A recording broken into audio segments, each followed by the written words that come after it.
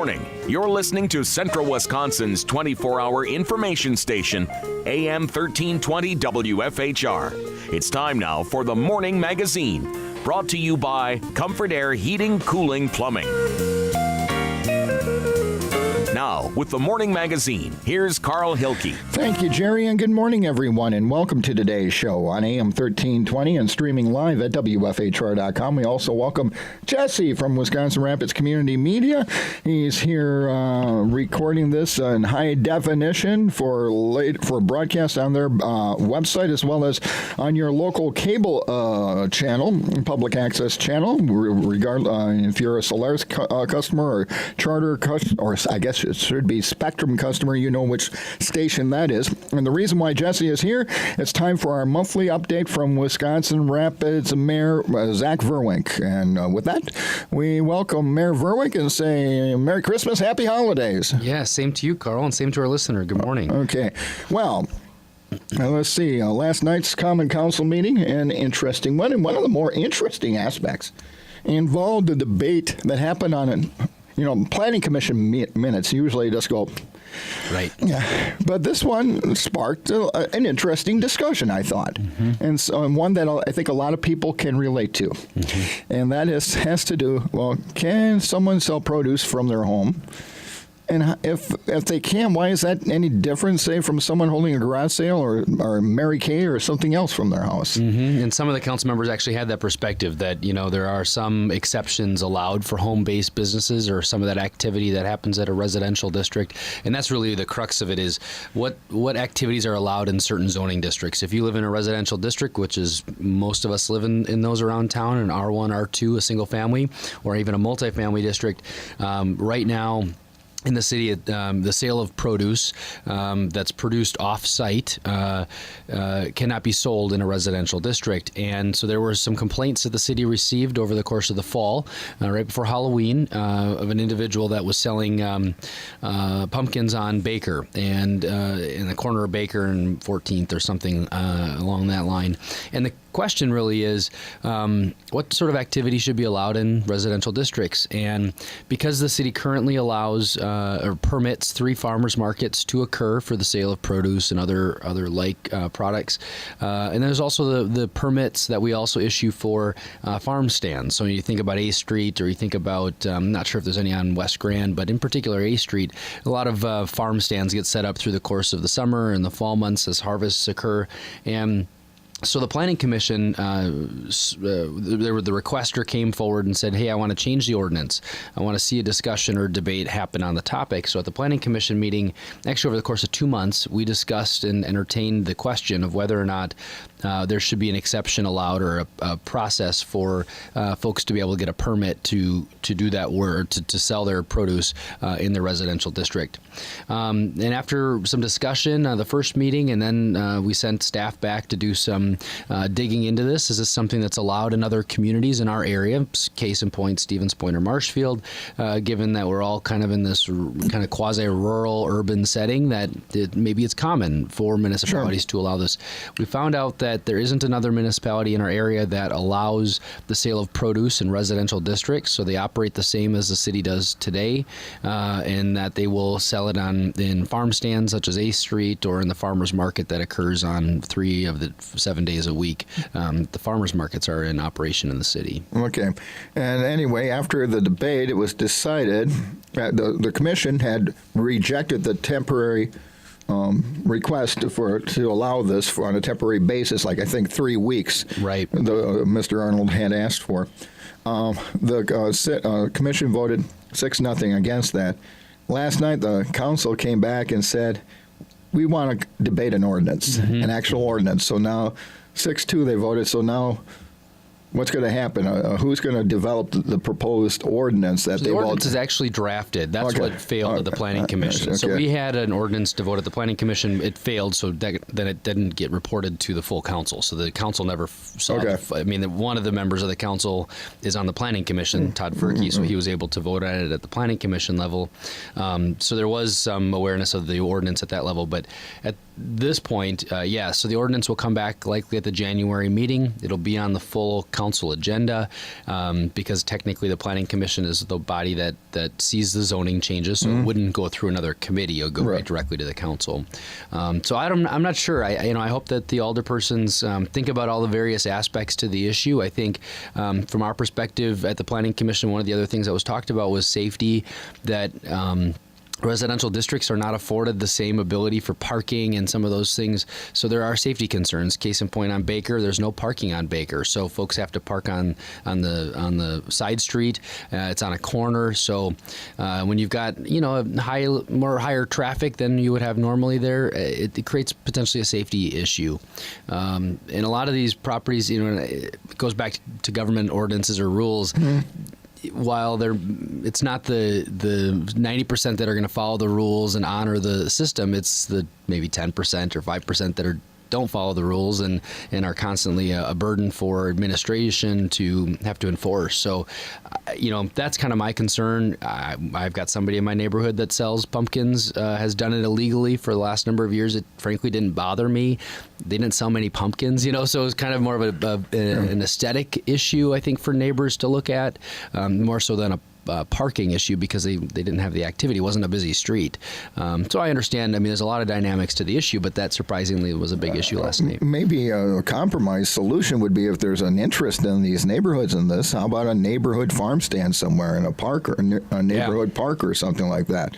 Once on a weekend or something like that, if you want to have, if you got stuff that you want to sell, we'll have a neighborhood gathering and be a way for people to gather with their neighbors, and maybe that could be a solution. Yeah, I think there are a variety of ways to find a compromise on the situation. I think the big concern is we get a lot of complaints from residents about perpetual garage sales.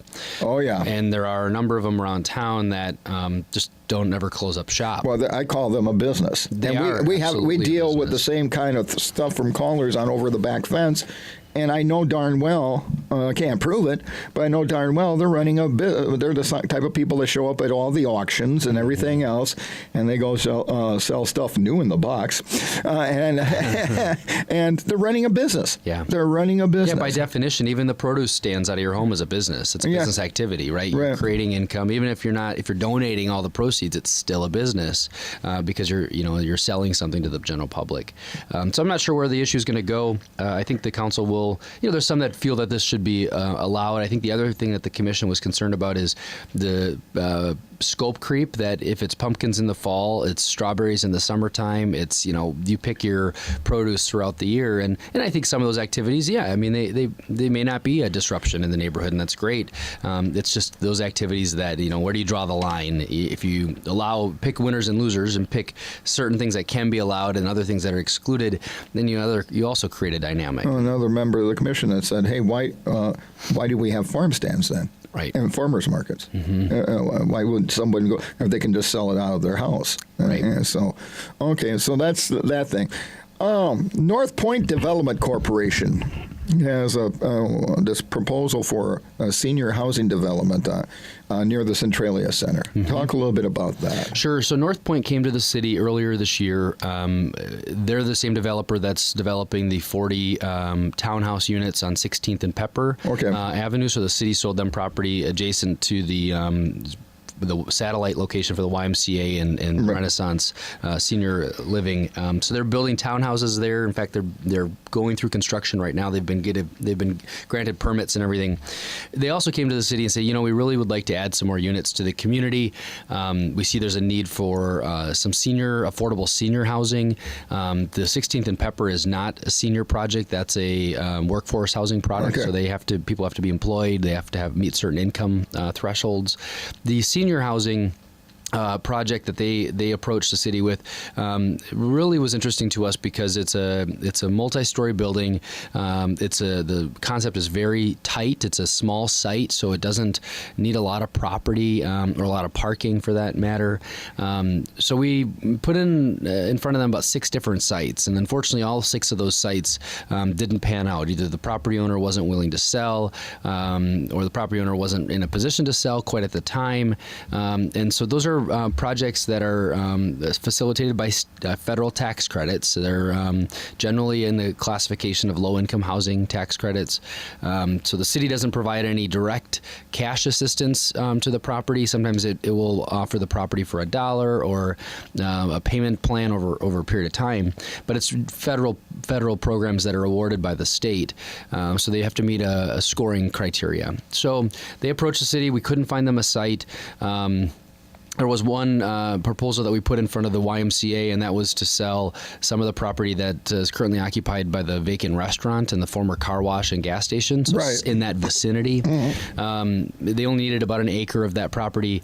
The Y wasn't real favorable in the sense that they were just taking ownership of the mall. There were a lot of moving parts and different dynamics, so they weren't really ready to sell that property. So we conceptually looked at the Centralia Center parking lot, and listeners know that the Centralia Center parking lot was a big box parking lot for Walmart at one point, right? So there's way more surplus parking there than the Centralia needs today, or even future uses of the Centralia Center. But there may be some need for cross parking arrangements with the YMCA. So if the plan is that the VA clinic will move into the back portion of the mall, where the karate area used to be adjacent to the community theater in the Centralia Center, and so there may be a need for some cross parking or shared parking agreements.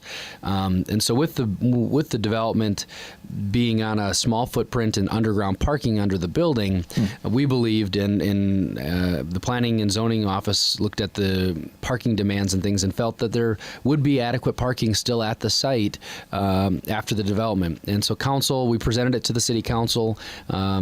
And they essentially entertained it and looked favorably on it, understanding that we still need to work out a lot of parking issues just to make sure everyone's needs are met and that we're not creating an issue long-term for any of the potential users, the YMCA, the VA, the Centralia Center.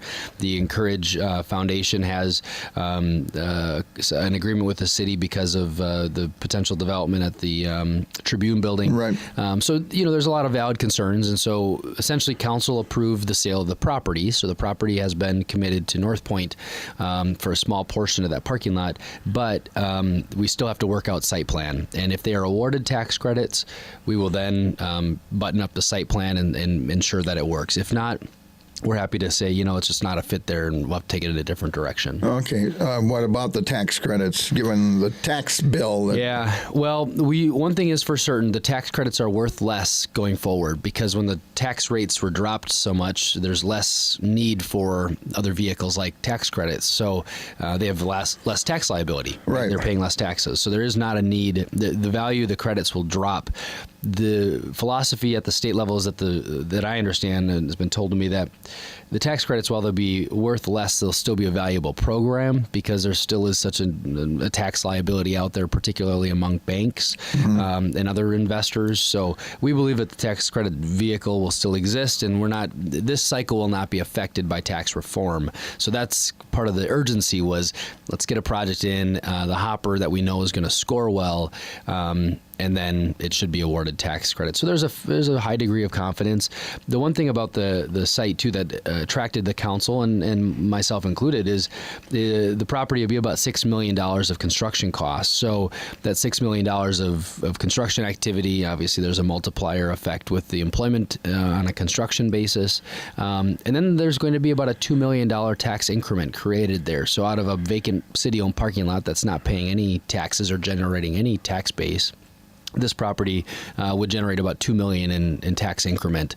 And since the mall just came off, or will be coming off the tax rolls, that's about $3 million of assessed value that we need to recoup somewhere in the tax base. So this was viewed as a quick opportunity for us to capture some tax increment, create some construction activity, and obviously fill a void or a need in the community, and that's senior housing. And I would think it could actually help the Y, because some of those folks, because of the proximity, might want to make use. Absolutely. Of the Y. But not only of the Y, but also the Centralia Senior Center. Right. Right across the street. These folks, in studies in ARP, everything that gets sent to me talks about how the seniors in particular that not only stay here, age in place, but are more active, live healthier, more fulfilling lives, right? And so having close to services there, close to the recreational trail system, if they're able to be, mobile and active, I think, it creates a healthier community in a roundabout sense to have housing placed in that area. If you're just joining us on the Morning Magazine, welcome. We're getting our monthly update with Wisconsin Rapids Mayor Zach Vruwink. The phone lines are open at 715-424-2600 if you want to talk to the mayor. But a number of meetings on the Triangle project. That's right. And getting input and like, how have those been going? Well, the agreement we have with Gorman goes through the end of the year. Right. And so Gorman and Company is the developer that expressed interest in developing the site in front of the courthouse. So they had issued a challenge to us saying, if you're going to accomplish a mixed-use building, 3 or 4 stories, and you're going to do first floor retail, we need to focus on finding tenants for that first floor retail. And because the residential component, the developer has a high degree of confidence that they'll be able to work out market rate apartments in that area, potentially some condo units, but that still is yet to be fully fleshed out. So we hosted a number of public meetings, invited members from the farmers markets, invited constituency groups just from around the community to understand what people felt was a need and what they wanted to have in terms of retail options in the downtown area. And not retail in the sense that they're selling goods necessarily, like clothing or finished goods, but potentially things like that came out of those meetings was a market, having a nice urban market. While we have grocery stores that sell produce and food products, many communities have kind of a market. And they're a gathering place. They're fun to go to. They're kind of a co-op. I mean, there's kind of a community aspect to it. So there were a number of concepts that were mentioned. We've heard, I hear from a lot of community residents the desire to have like a skis meat market that people are familiar with in Stevens Point. So we're looking at those ideas, and that was ultimately pitched to the developer over the course of a number of weeks as they heard from community members. And then we also met with local business folks that had an expressed interest in either relocating their offices downtown or starting a new business downtown. So it was a mixture of discussions, and I think the developer was pleasantly surprised that there was more demand than what we even had perceived for occupying some of the commercial space in the building. So we're approaching, while the building will maybe only take up about half of that site, we're approaching a full occupancy of interest anyway at this stage on that first floor for the retail. So that's good news. It has to be the right mix. We can't just place any retail business in that area because in the developer's experience, the residential units are they're either more or less favorable based upon what the occupying first floor is. So if there's professional offices such as lawyers or other legal kind of related services, being close to the courthouse is something that interests some of the prospective tenants that we talked with. And there's actually a couple of folks interested in being the proprietor, being the business owner on the market space. So that's exciting, I think, because we're all hopeful and optimistic, but to have community members that say, you know what, I'm willing to put my financial livelihood and risk on the line to accomplish something that'll benefit the community is pretty exciting. Well, I think another thing that demonstrates the interest is what's happened just down the street at the CVB. Yeah. Visit with their market. Right. Market out first. I mean, that has exploded beyond what they thought it was going to be. There's a lot of creators out there and people who are doing some really nice things that have been looking for a way to develop their businesses or it was promote quite their impressive. business. The local on First that's now occupying the CVB space next to Karen's Wines. It's amazing to see the creativity of crafters and designers in the community that are creating products that, I looked at a number of them were cultural center affiliates. So, previously they were in a space that wasn't very visible. It wasn't new or, it was kind of old, and that's why the cultural center had to move. But it presents a great opportunity for these crafters that are making woodworking products, for example, show them in a retail setting where they don't have to own the business, they don't have to staff it, but it provides them an outlet to sell. And that's sort of the idea, the market that we're talking with the building, but it would be more based on food, maybe craft beers, something that was kind of sampling kind of areas. Exactly. You see this in bigger cities, obviously, but where you walk in and you can buy some a meat product or some seafood, or you can sample something, even buy a sandwich and have some lunch. Exactly. In a very interesting area. Yeah. That's a lively kind of community area. That's right. That's right on the money, and that's where the developer, was trying to figure out what is of that community interest, as opposed to saying, well, here's what I think can work. I think there. It would be huge. I think so too, and so we intend to work with these folks that have expressed some interest now. The developer is going to come back and refine the site plan. We needed to fix some conceptual access points for the underground parking, which that was the other major component to the discussion. Was those folks that are going to occupy that space, they want to know what the parking situation is going to be like, right? We all know people's preferences to park as close as they can to the front door, right? Right. So we were working through the underground parking discussions. So we expect that throughout the course of January, the developer is going to put together a rendering for the building to give us something to conceptually look at and get some reaction from community members or prospective tenants. And we haven't sold the property to them. We haven't entered into those formal discussions until we know what's ultimately going to be built there, and if the community likes it or not. We got our first caller of the morning, and we're going to get them on the air for you, and then we'll take a break. But the phone lines will be open during the break. But right now, let's get to this caller. Thank you for holding. You're on the air with Mayor Zurfluh. Mayor. I saw your name on my ID, Mike. So there you go. Mayor Vruwink. Just a question for you, Mayor. So will the developer be paying, the city is going to have, I'm assuming, well over $1 million into this land.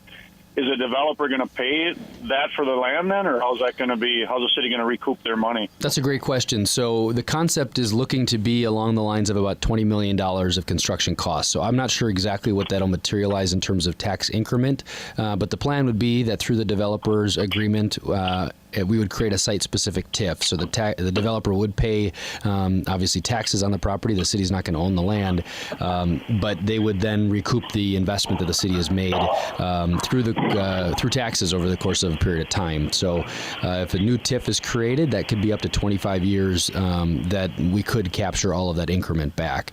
But we haven't negotiated any land price at this stage, or we haven't even negotiated any subsidy because we really didn't know what were the cost drivers of the construction and how big was the building and how many units and all those things. So they're going to be working on the financial pro forma on the heels of some renderings for us, and then we're going to be negotiating or discussing that through the course of the first quarter of the year. And I think what you and Carl were talking about before with like a market, I don't know if you're familiar with the I think they call it the public market in Milwaukee, where they have, my daughter goes to school down there, and they have numerous vendors or restaurants, little restaurants, and you have a common eating place. I just don't know if there's enough business. I love Wisconsin Rapids. I'm here to stay for this community, but I don't know if there's enough business to support, 5 or 10 little restaurants in a thing. That's something, obviously, if a developer or a restaurant person to look at. But yeah, that's very wouldn't true. That also, I guess I don't know if it's not a concern of mine, because I'm not a big proponent of the Tribune building, but, wouldn't that compete with the Tribune building if that, I don't know if that'll ever happen, but wouldn't that compete with it if it did happen then? Well, that question has been raised, and I'm glad you brought it up, because I believe that the markets ultimately, as you know, the free market's going to decide what the community can support. The beer making concept is hot everywhere, but I think at some point that market is incredibly saturated, and so if people are not going to brew good beer, they should just focus on selling good beer. And so if you're talking about the brew making concept or even the rooftop garden, some of those discussions have been had related to this development that the community obviously wants these dynamics, or they wouldn't have shown up and said that at the Tribune building meeting. So we're looking at those things. It's not our intent to directly compete or advocate that this put the building in a better negotiating position than some other developments. So you do bring up a good point. I think there is still some question about what the final product will look like and if there will be any direct competition. But on your point about the public market, that was my first thought, was something similar to that, obviously right-sized for our community. community. But the developer is quick to point out that thing went bankrupt at least once when it first opened in Milwaukee. So the community has to be right for it. They have to get the right vendors and the right owner. So we don't want to touch, that. I'm thinking more of an area where you can buy produce or from a farmer. We were just talking about farm stands and the like, where people could sell.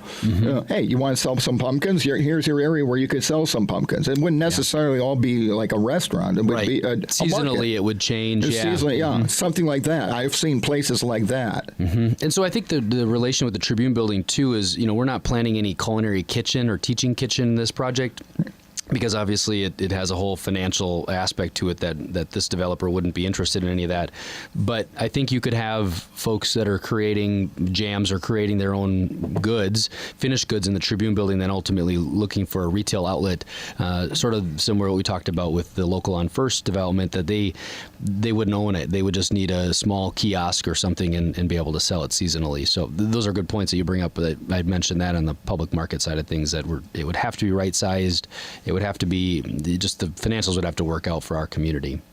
Anything else, Mike? Yeah, one other question. I don't know if you're touching on this on today's show, but I was at a meeting with you, Mayor, earlier in the year about the Riverfront. I was under the understanding that was actually going to start taking place this year. By the Riverfront, I mean the east side over by the hospital and stuff. Is that going to happen, or are you raising funds for that, or where is that at? The financials are committed, but we still are awaiting DNR permits, and we are 70 days in as of yesterday, and we were supposed to be awarded permits in day 30. So if our representative, more years if it's DNR. Years, the DNR is not honoring its permit schedule. They didn't honor it on First Street North. That's why we don't have the recreational trail open on First Street North. They didn't honor the permit schedule on Quinnell's Creek that we're going to be dredging this winter. The DNR has been awful to work with this year in terms of honoring any statutory requirements for their timetables. Is that because of the change in the management of the DNR with a new director? I don't think it's that so much. I think it's they have a tremendous amount of unfilled positions, and the governor's made it clear that they're not going to be filling a lot of the positions at the DNR, and so then we have to live with the sheer reality that we're just not going to get responses on permits in any legally prescribed schedule, which is frustrating, right? So to your question, Mike, you can say it, Mayor. It's due to the lack of common sense. I'm sure you guys have the plans drawn up. Yeah, they're going to be approved, but to me, it's a lot of the bureaucracy. It's common sense. You got it. Yep, you got it. I fully agree. So we plan to issue the construction docs in January. The question is, can we tell prospective bidders that we've got DNR approved plans or not? Because if they're not approved and there's something in there that they tell us we have to rework, we may have to reject all the bids. Is this something where Representative Krug and Senator Teston could put a little...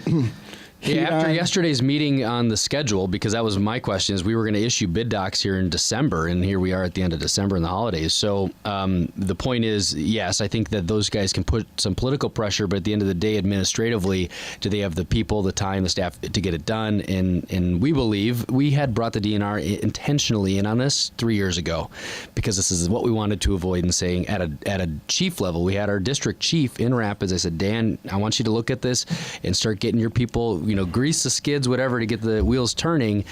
And here we are again. We're behind schedule. We're about a year behind schedule, but there was a lot of extra modeling we wanted to do with the waterway of property owners' concerns. How is this going to affect their property if you're building something along the river and all that good stuff. So some of it's been warranted, most it's not. One final other comment or point. If they are, obviously the goal is for the city to sell or develop that, get that triangle developed. And I know I've had this conversation with you before, but I think if you're looking at residential and stuff, you really need to look at, when you're doing that riverfront, to get a boat landing, not a boat landing, a boat dock down there. I would think they can handle 2 to 3 spaces. But obviously I'm a little prejudiced regarding that too. So. Well, I think as many of us want to enjoy the river as we can, and I think public slip of some sort may incentivize or make that more of a better experience. Okay. All right, thank you for your time, and Merry Christmas. Mike, Merry Christmas to you. Merry Christmas, Mike. Okay, with that, we do have to take our first break, but we'll be taking phone calls during the break. You're listening to The Morning Magazine. Good morning, and welcome back to The Morning Magazine, presented by Comfort Air Heating, Cooling, Plumbing. It's time for part 2. Once again, here's Carl Hilke. And thank you, Jerry, and welcome back, everybody, to today's show on AM 1320 and streaming live at WFHR.com. One of the topics that we touched on briefly, the new home for the YMCA and the Boys and Girls Club, will be the topic of part 2 of Friday's morning magazine. We will have both the heads of both the Y and the Boys and Girls Club here for a discussion on their capital campaign for that project. So be listening for that on Friday here on the morning magazine. 715-424-2600, the number to call. And this caller's been patiently waiting. So, Mayor, I'm going to get them on the air so they can talk to you. Good morning. You're on the air. Yes, I had a question about the senior housing. I'm looking at this parking lot right now because I live across the street from it, and and right now, this parking lot is 75% full. So where in this parking lot are you going to put those apartments? So the site plan, and this hasn't been finalized, so I'll just put that out there. The plan is to site it on the back of the sidewalk on the west side of the parking lot. So it won't be on the east side, and it'll actually have under building parking. There'll be about 43 spaces under the building. Okay. So the footprint it takes up will have parking underneath it. Those will be for the residents. So there'll be a covered parking in that. And so that's the plan. It's about an acre, and we do have a site plan. So if you stop down to City Hall, and I can just share with you the concept, and you can kind of see. But it's generally the first 2 rows, I would call it, on the western side. So we're going to be removing the access. We're actually planning to reconstruct the parking lot anyway. But so now I'm glad we didn't do that. In hindsight, thinking about where we're at. But yes, we do have a little site plan that we can share with you that better outlines where it's looking like it may be. The property owner may have to acquire property on the southwest corner. Because when you put in underground parking, you obviously have to have a down ramp or an up ramp. Sure. And so that takes up some space. So they're looking. Well, I certainly am in favor of, and I'm in favor of where it would be. I just don't physically see how that can be. Yes. But I think it's an ideal spot. The senior center's there, the Y is there. You're close to the IGA store, so for seniors, it would be an ideal spot. We just got to get it figured out, right? We just got to get all the players all understood and what their parking needs are. Sure. All right. Well, thank you. Thank you for your call. Goodbye. Bye-bye. One other thing, talking about sites that came up during the meeting, Aspirus Riverview Hospital Association planned unit development. What are they talking about? So this request today is actually fairly straightforward, and that's an amendment to the plan to allow them to build a 2-stall garage on one of the single-family homes that they own, so across the street from the Bethke building, across Dewey Street. The plan is to put a small ambulance garage there. Aspirus has decided that they want to bring medevac services to Wisconsin Rapids, so that'll allow them to do their own transfers to the Wausau Hospital or other interfacility transfers today. The Wisconsin Rapids Fire Department provides that service. And while on one hand it's a revenue to the city to transfer folks from Riverview to any number of hospitals, it also consumes a lot of time. When you think about you're going to have a crew driving to Wausau, hour and a half minimum round trip, or Madison, maybe 4 hours round trip down to UW Hospital. So, or if we have to take them to Mayo, patients to Mayo, it consumes a lot of time. So Aspirus Review has said, we own the Wausau Hospital. We've been sending, for higher level care type situations. They're providing that care up in Wausau. So it's going to have an impact to the city's bottom line. But they are planning to bring the small garage to the site so their crews can actually stay in the home when they're on duty or off duty, and then be able to take those, go on runs. So they're planning to bring one ambulance minimum to Wisconsin Rapids. They've got the helipad they've put in now at the Stevens Point Clinic or the Pulver Clinic off the interstate. And we haven't heard plans of them bringing any of that sort to Rapids. The airport isn't that far away, so they could use that as they do now, or Spirit even has used that facility for transfers out of the city. So that's what Aspirus is up to right now. is their bigger plan is people saw all the stakes out in the Manor parking lot, or the former Manor site. There is no physical development that's been announced or proposed for that site yet, but that will be staging for construction activity that will be filling in the under the tower, which will become the new ER underneath the tower property. So they're going to be moving the ER out and filling in that drop-off circle that's currently takes you into the ER area. But that'll be about a $30 million project. They, I believe they were hoping to get moving on it sooner, but I think they had some design things that took some longer time. So it's a major investment, $30 million in phase one. They're also going to be doing some filling in the tower in the upper levels over the course of the time. And some things that have been announced there too. So a lot of construction activity and Aspirus new job growth. I mean, they've added 40 new positions this calendar year, it's my understanding, and they have no plans to pull back on that in future years. And those, you want to talk about high-paying jobs? Those are high-paying jobs. Yeah, they may very well be. Okay. Let's get back to our callers, and you're next with the mayor. Yeah, I guess I have a question about the Northpoint construction site with the senior housing over there by the Centralia Center. Is the actual footprint of the building itself going to be, are they buying those houses over there and that's where the actual building is going to be? And then the parking, they want some of the parking, overflow parking to be, that's where they want it at the in the Centralia parking? Because I listened to the Property and Finance Committee where they were discussing this? And actually, the building footprint will be in the parking lot. So it will run from the back of the sidewalk, and we're going to have to figure out some setback variances on that. But the building would be on the back of the sidewalk, and then it would be it's about an acre-long rectangle. Because it's going to be 4 stories tall, they're getting height out of it, and that's why they're able to get 40 housing units on that site. But it is in the parking lot, the southwest corner, we'll call it. Okay. So that street isn't going to be closed or anything like that? Street won't be affected. Nope, it would actually just it would reside right in that parking lot. Mm-hmm.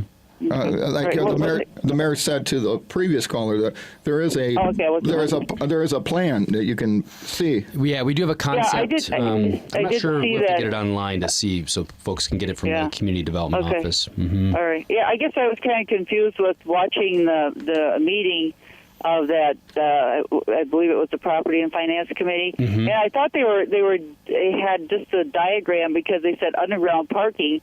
And then they were talking about where they said they might have wanted 50 parking spaces, but then because of the VA needing more parking, that they were going to reduce that down considerably. So I thought that's the only part they were talking about is the parking. Okay. Yeah, there was parking concerns. It was the first time the city had heard that there's an expectation that the city may have to make 15 more parking spaces available to the VA. The Y shared that night, and we hadn't heard that before, so that was new information. But they do need, we understand, 55 spaces for the VA property, and that's why the city is actually agreeing to sell this tiny triangle that's kind of behind the existing Yonkers building. But yeah, there's a lot of a picture speaks 1,000 words in this situation, definitely. So definitely get your hands on a copy of that site plan. It should make more sense, but it's not a final. It's just a concept at this stage. Okay. All right. Thank you. Thanks for the call. Yes, concepts are always. We've got another caller before we go to our next break. Why don't we get this caller on? You're on the Morning Magazine. You know, gentlemen, good morning, and thank you for this show. We're going to be coming into an empty Y over right next to this Northpoint development. They just put their work trailer on it the beginning of this week, so they're going to be putting shovels in the ground, I'm sure, soon. But wouldn't that be ideal to link that piece of property with perhaps the Y property? That what is it going to be when it's empty? Who knows? Is it for sale? Who owns it? I don't even know any of those things, but that's a question we can certainly look at if it becomes interesting enough to. And my second question is, who actually pays to have the police reports printed in our newspaper? My understanding, the newspaper prints them gratis. I mean, that's kind of the city doesn't pay any cost for that, and in fact, that's good. Yeah, that's real good, because I think if we had to pay for something like this, and everybody moving into a new town or village or area all know that we all have these kind of issues in just varying quantities, it doesn't shed a good light on our city on many of the reports, but it happens all over. So thank you. I'll listen offline if you can report anything on that Y property, potentially what might happen. And, of course, this is way down the road, but maybe not that far as time flies. Thanks, gentlemen, and Merry Christmas. Merry Christmas. Thanks.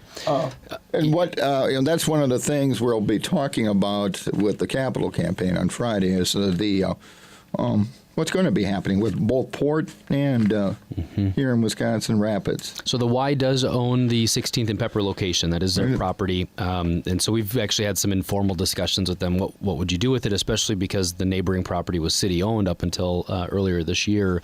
As the caller had indicated that, definitely Northpoint is looking at that maybe for a phase 2. But, if the senior housing doesn't pan out, we've got, the assisted living actually both behind and across the street from that property. So it's not to say that site couldn't become available after, I think, would be late 2019 when the YMCA would effectively occupy the development if things go well with their capital fundraising campaign. But so I'm glad that you mentioned that, because I think that's something the city has talked about. The Y has said, we don't have a future need for that identified. There wouldn't be a need for another satellite workout facility, but might they need it for classroom space or gymnastics or some other use? And the school district's right there too. We've got kind of a surplus of school district facilities after the consolidation over the years, but I do think they would be brought into the discussion if there's any use or utility that property has to them.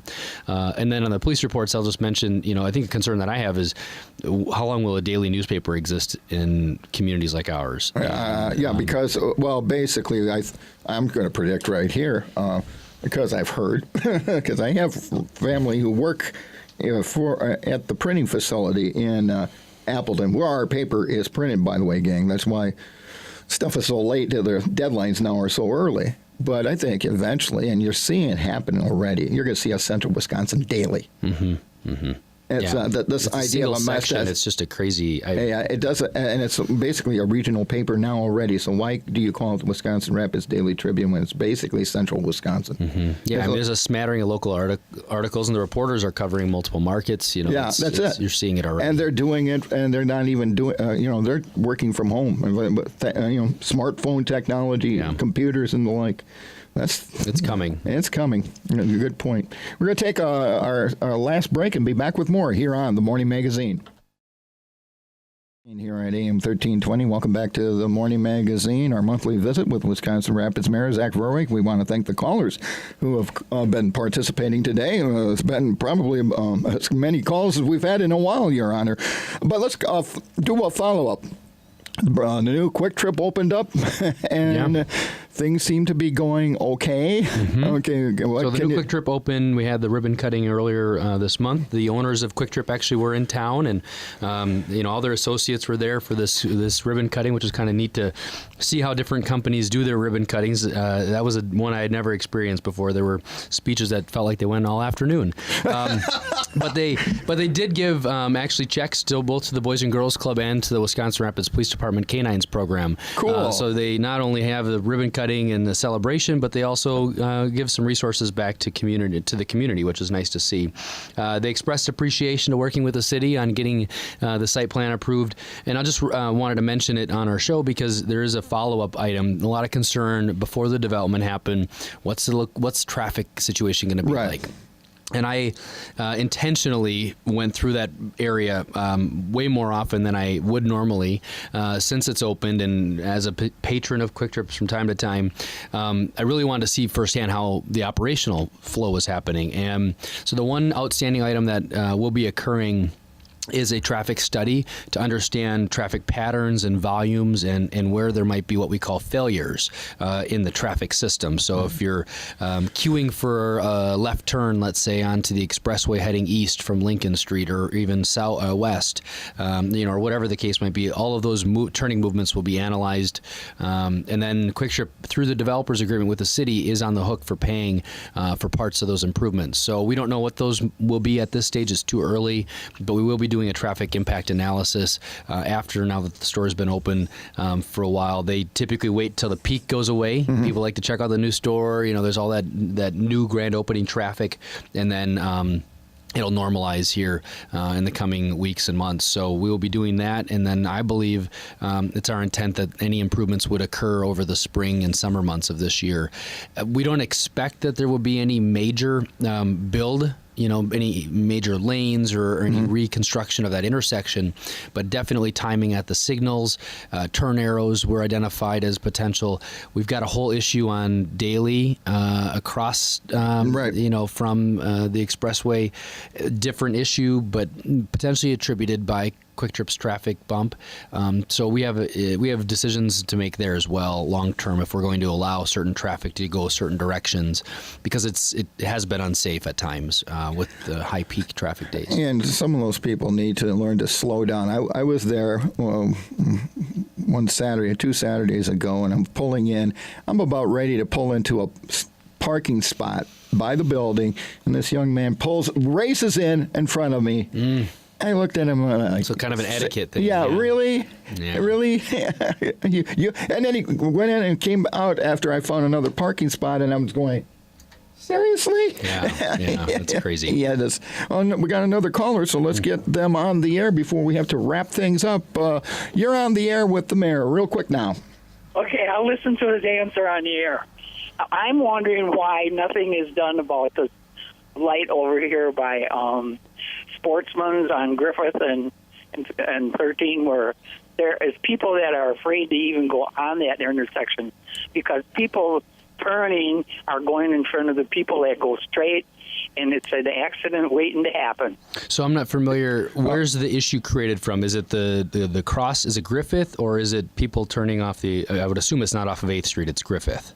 Both ways. It's like they don't even know the traffic rules. I'll thank you, caller, for pointing out another problem with that intersection, Your Honor, is folks that are in the lane that's supposed to turn right, coming, if you're coming, like, say, from the Ridges, going straight. Oh, okay. So that's what you're saying. I mean, I've seen that. It's happened to me. Okay. I'm going straight, and someone right keeps on going straight, and I'm going, what are you doing? Yeah, right. Yeah. Well, I will definitely make Public Works aware of that, both the committee and the staff, because we can analyze it. We can put some counters out there. I mean, there's ways we can look at the situation to see what behavior is occurring, and then ultimately what recommendations might, because it could be pavement markings, it could be better signage. I mean, there's a number of ways we can do things there. So I appreciate you bringing that up. We'll definitely make that reference to Public Works. Thank you. Thanks for the call. Thank you. Okay. Well, we covered a lot of area. We did cover some ground today. What's going to be happening with? Is Kwik Trip the buyer of the property down here? The former. It's my understanding they did buy the Side Roads restaurant, and they will be putting in a car wash, is my understanding on this. But I have not heard that directly from Kwik Trip. I've heard that hearsay. So it could be just hearsay at this stage. But we knew the long time in the coming that they were going to want to improve that site. We talk about the corner across there. That Wheeler's dealership is now open, and if people haven't seen it, they need to drive by. And that corner looks night and day from what it did 2-3 years ago. And then next door, the stink. Well, and I left a meeting at City Hall last night, and I smelled the dehydration plant personally, and it's been very frustrating. We have not seen their engineering plans, but we're still in the window that we gave them to say you need to come forward with a plan to tell us how you're going to address this. But the DNR, we have not seen the DNR reports. The DNR was looking into the air quality concerns from them.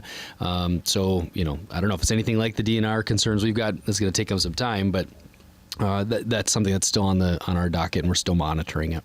Okay. Yeah, so I guess probably if you got complaints, Who should call the city? It still should be calling the city building inspector. They're the group that would issue citations or analyze the situation if there are concerns. And citations are being issued. Yeah, we issued some just over a week ago, maybe 2 weeks ago now, because of. I would think at some point that's going to hurt their bottom line. They would want to solve this problem. Mm-hmm.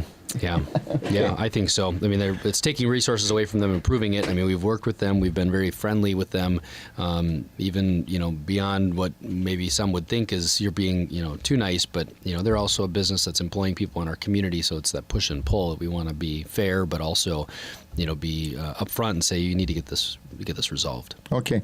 Well, Your Honor, I appreciate the time, and to all the callers, I appreciate your phone calls this morning. That was very good. Our last show of the year. Well, Merry Christmas and a Happy New Year. Yeah, Merry Christmas and a Happy New Year to you and everybody else at City Hall. And let's hope for a better 2018 than 2017. That's right. Okay. Take care, Your Honor. Thank you very much. And that's Wisconsin Rapids Mayor Zach Vruwink wrapping up this edition of the Morning Magazine.